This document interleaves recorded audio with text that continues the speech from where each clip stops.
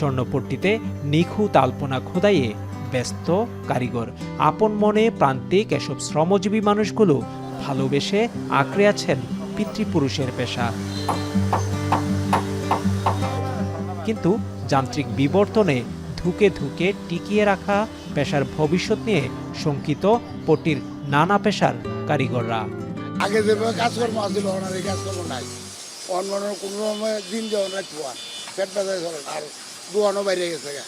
মনে করেন আগে আছে 2700 দোয়ান, অনেক 40-45 দোয়ান, আবার সাইডে বাইরে দোয়ান আছে। চায়না মাল আমদানি হওয়ার কারণে মানে আমরা যে তৈরি মালটা এখন কম চলে, এখন চায়না মালটা বেশি চলে।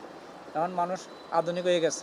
এককালে মানে স্বর্ণের বাজারও কম ছিল, তখন দূর দূরান্ত থেকে মানুষ এসে স্বর্ণটর্ণ কিনতো, রূপা টুপাকে নিয়ে যেত।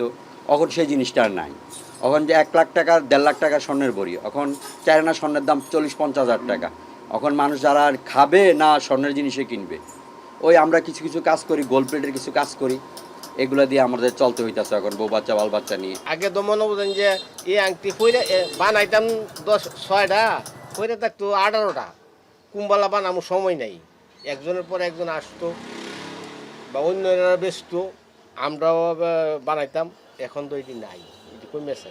2-5 বছর পরে এটা ছেড়ে দেবো, বা 2-1 বছর পরে ছেড়ে দেবো, আর করতাম না।